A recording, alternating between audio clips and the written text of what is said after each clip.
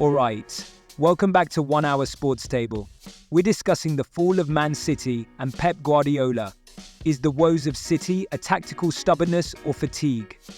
Guardiola's tactical genius has never been questioned, until now. Known for his meticulous approach to every detail, Pep has often tinkered with his formations and playing styles to stay ahead of the curve. However, his adaptability may have hit its limit this season. Over-reliance on tactical perfection.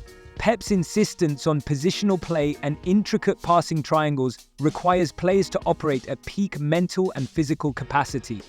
After years of playing this way, it's plausible that the team is suffering from tactical fatigue, with players struggling to maintain the intensity required for Guardiola's system. Opponents may have finally cracked the City code. Aston Villa's victory is a perfect example of how teams are now compacting their defense, disrupting City's rhythm, and exploiting their high defensive line on counter-attacks. Pep's refusal to switch to a more pragmatic style could be costing his side points. Could it be squad depth or overhaul issues? While injuries to key players like Rodri are often cited as reasons for City's struggles, blaming the absence of one player in such a deep squad feels overly simplistic. The cracks might be deeper than they appear. Aging core, the backbone of City's dominance, players like Kevin De Bruyne, now 34, and others, are either aging or less consistent. Guardiola has been known to phase out older players, but this transition hasn't been seamless. New signings not firing. The high-pressure sides of players like Josko Gvardiol and Matheus Nunes haven't translated into instant impact. They lack the cohesion and chemistry of the established core, making City less effective in key moments. Lack of leadership is also seen in the City squad.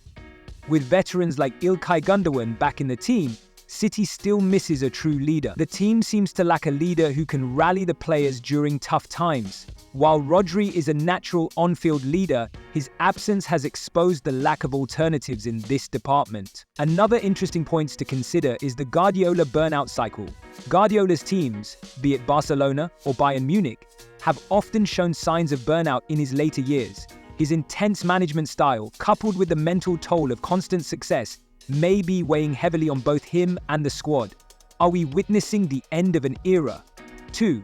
Is Erling Haaland hurting the system? While Haaland's goal-scoring exploits last season were record-breaking, critics have suggested that his style of play forces City into a more predictable attacking pattern. His lack of involvement in build-up play might be making City easier to defend against. 3. Off-field distractions.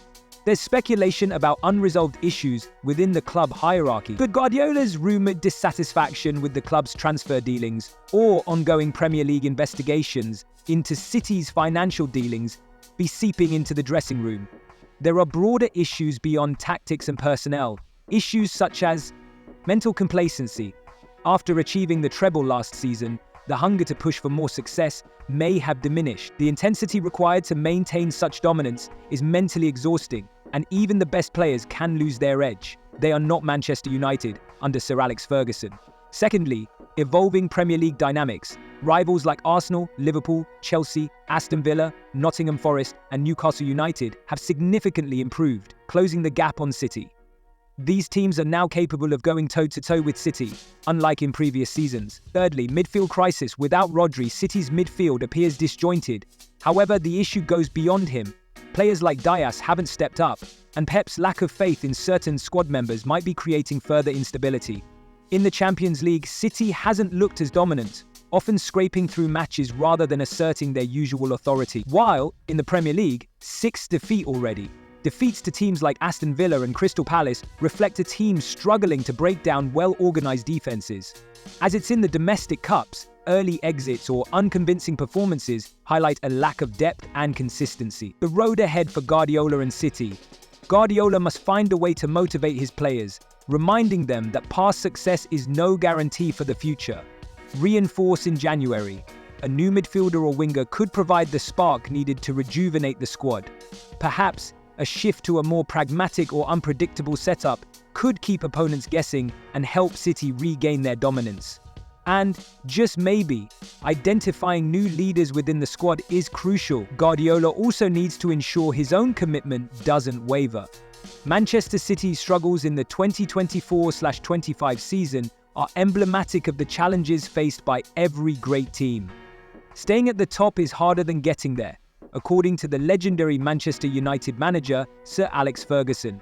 Whether it's tactical fatigue, an aging core, or deeper off-field issues, Pep Guardiola faces arguably his toughest test as City manager. The coming months will reveal whether this is merely a blip or the beginning of the end for City's golden era.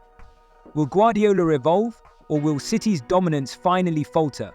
That is the question everyone is asking. For now, all eyes are on Pep and his players to deliver a response worthy of champions.